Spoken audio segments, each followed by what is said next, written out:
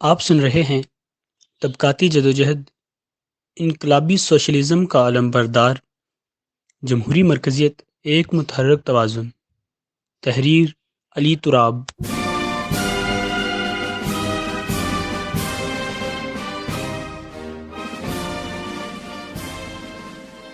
ایک طبقاتی سماج میں جس طرح حکمران طبقات کے پاس ذرائع پیداوار کی ملکیت ہوتی ہے، اسی طرح اسکول، کالج، یونیورسٹیاں، ٹی وی چینلز، اخبارات، لٹریچر، سوشل میڈیا وغیرہ، یعنی تمام ذہنی پیداوار کے ذرائع پر بھی حکمران طبقات کا قبضہ و کنٹرول ہوتا ہے۔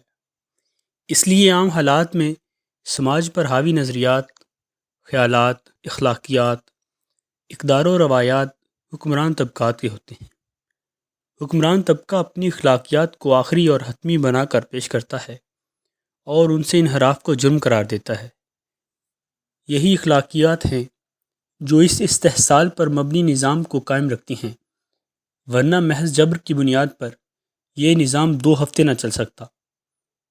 اس کے ساتھ حکمران طبقے کے پاس اپنے اقتدار کو قائم رکھنے کے لیے مسلح جتھوں کی صورت ریاست کا منظم آلہ ہوتا ہے، جس سے وہ اپنے اقتدار کو مستحکم کرتا ہے۔ حکمران طبقے کی اس منظم یلغار کا مقابلہ کرنے کے لیے ضروری ہے کہ مزدور طبقہ اپنے متوازی نظریات، خیالات، روایات و اقدار تخلیق کرے۔ اس کے ساتھ ساتھ ریاست کے اداروں کا مقابلہ کرنے کے لیے ضروری ہے کہ مزدور طبقہ بھی اتنا ہی منظم ہو جتنا کہ حکمران طبقہ ہے۔ اس مقصد کو پورا کرنے کے لیے ضرورت پیش آتی ہے کہ ایک انقلابی پارٹی کی جو مزدور طبقے کی ایڈوانسڈ پرتوں کو اپنے اندر جذب کر کے سیاسی و نظریاتی تربیت سے لیس وہ کیڈر تیار کرے جو محنت کش طبقے کو اس کا تاریخی انقلابی فریضہ ادا کرنے میں مدد کر سکیں۔ اس کام کے لیے لینن کے الفاظ میں ایسے پیشہ ور انقلابی درکار ہیں جن کی زندگی کا مرکز و محور انقلاب اور انقلابی جدوجہد ہو۔ چونکہ محنت کش طبقہ حکمران طبقے کے نظریاتی غلبے کی وجہ سے انقلابی شعور حاصل نہیں کر سکتا، اس لیے اس کی خود رو جدوجہد نظام کے اندر رہتے ہوئے محض ٹریڈ یونینز کے ذریعے اجرتوں میں اضافے اور حالات کار میں بہتری وغیرہ جیسی اصلاحات تک ہی محدود رہتی ہے۔ اس کمی کو پورا کرنے کے لیے مزدور تحریک میں ایک انقلابی عنصر کی شعوری مداخلت کی ضرورت ہوتی ہے تاکہ محنت کشوں کو ان کی جدوجہد کی منطقی سمت اور ان کے تاریخی فریضے کا ادراک حاصل ہو سکے۔ اس انقلابی پارٹی کی تعمیر کے لیے لینن نے جو اصول وضع کیا اسے جمہوری مرکزیت کہتے ہیں۔ اگر ایک جملے اس کی اصول کی تشریح کی جائے تو یہ کہا جا سکتا ہے کہ تنقید میں آزادی، عمل میں اتحاد، یعنی freedom in criticism, unity in action. Each car نے جمہوری مرکزیت کی وضاحت کچھ اس طرح کی ہے: پارٹی کے نظام تنظیم کو ایک طویل عرصہ سے جمہوری مرکزیت کا نام دیا جا چکا ہے، اور اس اصطلاح سے اس دوہرے طریقہ کار کی وضاحت مقصود تھی جس کے ماتحت کسی شہر یا فیکٹری یا گاؤں میں جماعت کے چھوٹے گروہوں سے مقامی یا علاقائی کمیٹیوں کے توسط سے اختیار اوپر کو بڑھتا تھا، یہاں تک کہ یہ مرکزی کمیٹی میں جو حکمران کانگریس کی ترجمان تھی جا کر مرتکز ہوئے اور نظم و ضبط انہی ذرائع کے توسط سے اوپر سے نیچے کی طرف جاتا۔ اس طرح کے پارٹی کا ہر طبقہ اپنے بالائی طبقے کے ماتحت تھا اور سب پر بالائی مرکزی کمیٹی کا کنٹرول تھا۔ اس ساری گفتگو سے یہ سمجھنے کی ضرورت ہے کہ تنظیم کے بالائی اور زیریں اداروں کے درمیان یک طرفہ نہیں بلکہ 2 طرفہ جدلیاتی تعلق ہوتا ہے، جس میں تنقید، بحث مباحثے اور اختیارات کی سمت یک طرفہ نہیں 2 طرفہ ہوتی ہے۔ تنقید کی مکمل جمہوری آزادی ہوتی ہے جو کہ بڑے چھوٹے سینئر جونیئر والے تکلفات سے ماورا ہو کر کی جا سکتی ہے، لیکن اس کا مطلب یہ بھی نہیں کہ جمہوریت کے چکر میں بحث ہی ہوتی رہے اور کوئی نتیجہ نہ نکلے۔ ایک انقلابی تنظیم ایک عملی لڑاکا تنظیم ہوتی ہے۔ اگر صرف بحث مباحثے ہی چلتے رہے تو تنظیم ایک ڈسکشن کلب بن کر رہ جائے اور کام نہیں ہوگا۔ اس لیے ایک بار جب فیصلہ ہو جائے تو اپنے اختلافات کے باوجود اس پر عمل کرنا سب کی ذمہ داری ہے۔ ایسا ڈسپلن دھونس اور زور زبردستی سے نافذ نہیں کیا جا سکتا، بلکہ اس کے لیے ڈسپلن کی سب سے اعلیٰ صورت یعنی رضاکارانہ ڈسپلن کی ضرورت ہوتی ہے۔ رضاکارانہ ڈسپلن سے مراد ایسا ڈسپلن ہے کہ جب ایک فرد تنظیم کے نظریات، پروگرام، تناظر، لائحہ عمل و طریقہ کار اور اہداف سے اتفاق کرتے ہوئے اپنی مرضی سے خود کو تنظیمی ڈسپلن کے تابع کرتا ہے۔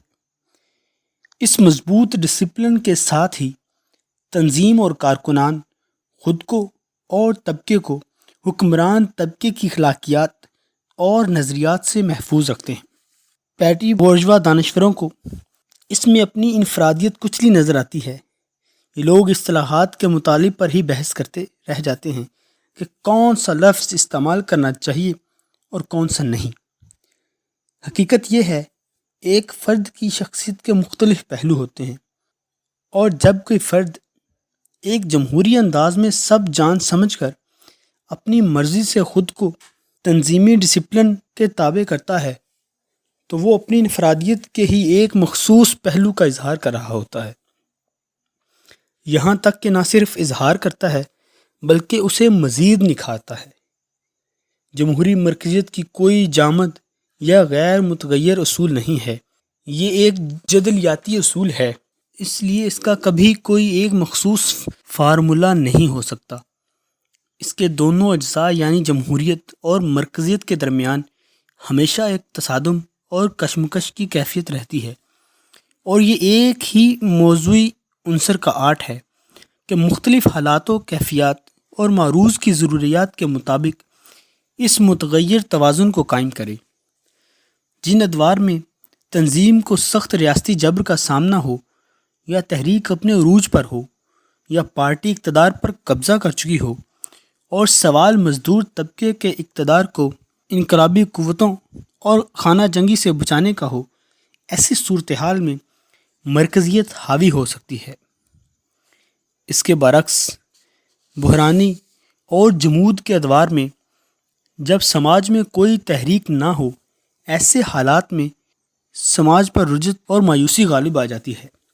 ایسا معروض جب تنظیمی قوتیں نہ بڑھ رہی ہوں تو اس صورتحال سے تنظیم اور کارکنان ناگزیر طور پر متاثر ہوتے ہیں، جس سے مایوسی، بے چینی، موقع پرستی، مہم جوئی جیسے رجحانات غالب آنے لگتے ہیں۔ ان رجحانات کا مقابلہ سخت مرکزیت کے ساتھ نہیں کیا جا سکتا، بلکہ جمہوری طریقہ کار کو فروغ دے کر کیڈرز کو بار بار جیتنا پڑتا ہے تاکہ کمزور تنظیمی قوتوں کو بچایا اور بڑھایا جا سکے۔ اس سلسلے میں کامریڈ ٹروٹسکی لکھتے ہیں، میں نہیں سمجھتا کہ میں جمہوری مرکزیت پر ایسا فارمولہ دے سکتا ہوں جو کہ ایک بار اور ہمیشہ کے لیے غلط فہمیوں اور غلط تشریحات کو ختم کر دے۔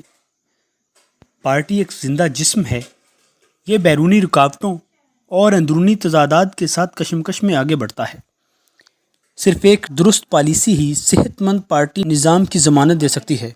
یہ واضح رہے کہ اس کا مطلب یہ نہیں ہے کہ پارٹی کے ارتقاء کے عمل میں تنظیمی مسائل کا سامنا نہیں ہوتا، لیکن اس کا مطلب یہ ہے کہ جمہوری مرکزیت کے فارمولے کو لامحالہ مختلف ممالک کی جماعتوں اور ایک ہی جماعت کے ارتقاء کے مختلف مراحل میں مختلف اظہار تلاش کرنا چاہیے۔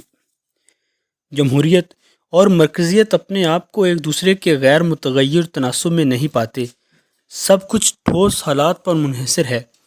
ملک کی سیاسی صورتحال پر، پارٹی کی طاقت اور اس کے تجربے پر، اس کے ممبران کی عمومی سطح پر سیاسی اتھارٹی پر جو قیادت جیتنے میں کامیاب ہوئی ہے۔ ایک کانفرنس سے پہلے جب مسئلہ اگلے دور کے لیے سیاسی لائن بنانے کا ہوتا ہے، جمہوریت مرکزیت پر فتح پاتی ہے۔ جب مسئلہ سیاسی عمل کا ہو تو مرکزیت جمہوریت کو اپنے تابع کر لیتی ہے۔ جمہوریت دوبارہ اپنے حقوق پر زور دیتی ہے جب پارٹی کو اپنے اعمال کا تنقیدی جائزہ لینے کی ضرورت محسوس ہوتی ہے۔ جمہوریت اور مرکزیت کے درمیان توازن اصل جدوجہد میں خود کو قائم کرتا ہے۔ کچھ موقعوں پر اس توازن کی خلاف ورزی ہوتی ہے اور پھر یہ دوبارہ قائم ہو جاتا ہے۔ سرمایہ کے دانشوروں اور نام نہاد اصلاح پسند انقلابیوں کو اس اصول میں صرف آمریت نظر آتی ہے۔ وہ سمجھتے ہیں کہ جمہوریت اور مرکزیت ایک دوسرے کی ضد ہیں، اور آخری تجزیہ میں اس اصول کے اطلاق کا منطقی نتیجہ مرکز کی آمریت کی صورت میں نکلتا ہے۔ اس طرح جمہوری رائے اور تنقید کی آزادی پر پابندی لگا دی جاتی ہے، جہاں صرف مرکز سے حکم نامے نازل کیے جاتے ہیں اور زیریں اداروں کے ممبران کا کام ان احکام کو بجا لانا ہوتا ہے۔ یہ سمجھا جاتا ہے کہ لینن عوام اور عام کارکنوں کو گھٹیا اور جاہل سمجھتا تھا، اس لیے اس نے تنظیم سازی کا ایسا اصول وضع کیا جس کے نتیجے میں تمام اختیارات ایک ایسی قابل اور باشعور فرد کے پاس مرتکز ہو جائیں جو سمجھداری سے فیصلے کر کے انہیں نافذ کر سکے۔ اس قسم کی تشریح بالشویزم کی تاریخ کے بارے میں بالکل لا علمی کا نتیجہ ہے۔ دراصل اکتوبر انقلاب کے نتیجے میں قائم ہونے والی ریاست کی پسماندگی اور جدید سرمایہ دارانہ ممالک میں انقلابات کی ناکامی کے نتیجے میں پیدا ہونے والی تنہائی کے اثرات سوویت ریاست کے ساتھ ساتھ ناگزیر طور پر بالشوک پارٹی پر بھی ہوئے، جس کے نتیجے میں اسٹالن کی قیادت میں بالشویزم کی ایک مسخ شدہ شکل سامنے آئی۔ اس کے بعد کومنٹرن کی دیگر جماعتوں کی بنیادیں بھی اس مسخ شدہ بالشویزم پر ہی استوار کی گئیں، جس کی وجہ سے دنیا بھر میں بالشویزم کا عمومی تاثر پولٹ بیورو کی آمریت کا ہی بنا۔ کامریڈ ٹروٹسکی اپنی آخری سانس تک اس مسخ شدہ بالشویزم کے خلاف جدوجہد کرتے رہے اور بالشویزم لیننزم کی حقیقی روایات کا دفاع کرتے رہے۔ اس سوال پر کامریڈ ٹروٹسکی نے اپنے شاہکار تصنیف انقلاب سے غداری میں لکھا، تنقید کی آزادی اور نظریاتی جدوجہد پارٹی جمہوریت کا ایک اٹل حصہ تھا۔ موجودہ نظریہ کہ بالشویزم دھڑے بندی برداشت نہیں کرتا زوال کے عہد کا افسانہ ہے۔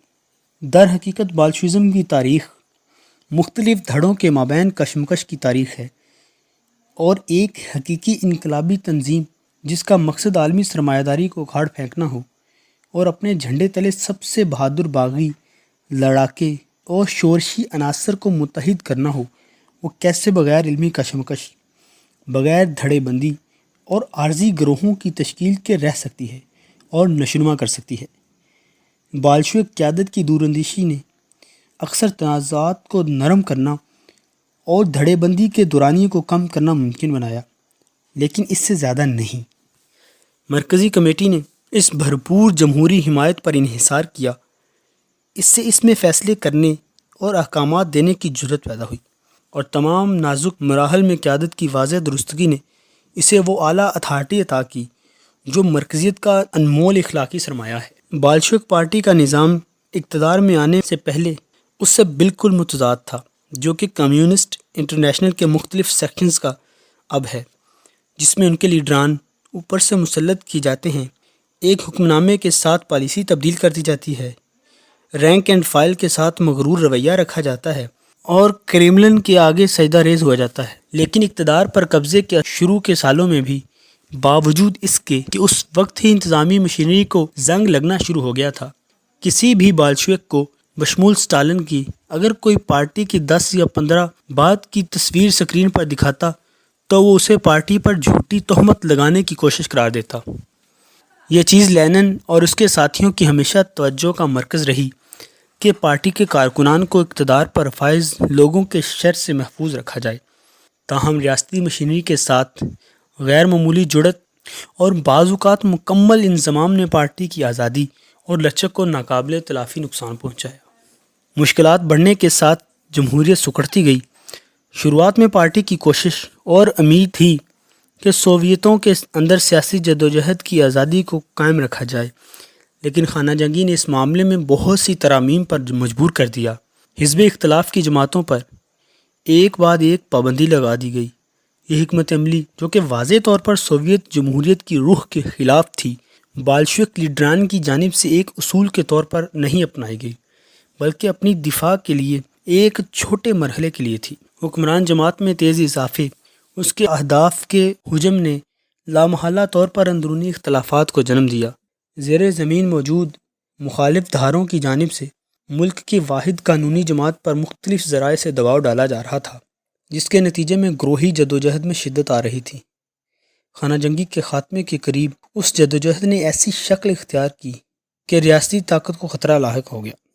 مارچ 1921 کرونسٹاڈ کی بغاوت کے دنوں میں، جس میں بہت سی بالشویکوں نے بھی حصہ لیا، پارٹی کی 10ویں کانگریس نے یہ ضروری سمجھا ہر طرح کی دھڑے بندی پر پابندی لگا دی جائے، یعنی ریاست میں قائم نظام کو پارٹی کے اندر بھی نافذ کر دیا جائے۔ ایک بار پھر یہ کہنا ضروری ہے کہ دھڑے بندیوں پر پابندی کو ایک غیر معمولی پالیسی ہی تصور کیا گیا تھا، جسے صورتحال میں پہلی سنجیدہ بہتری آتے ہی ختم کر دینا تھا۔ اس کے ساتھ ساتھ سینٹرل کمیٹی اس نئے قانون کے اطلاع کے معاملے میں انتہائی محتاط تھی، تاکہ ایسا نہ ہو کہ اس طرح پارٹی زندگی کا ہی گلا گھونٹ دیا جائے۔ ایک ملک میں سوشلزم کے نظریے کے ساتھ بیوروکریسی نے ایک اور نظریہ بھی پھیلا دیا کہ بالشویزم میں سینٹرل کمیٹی ہی سب کچھ ہے اور پارٹی کچھ نہیں۔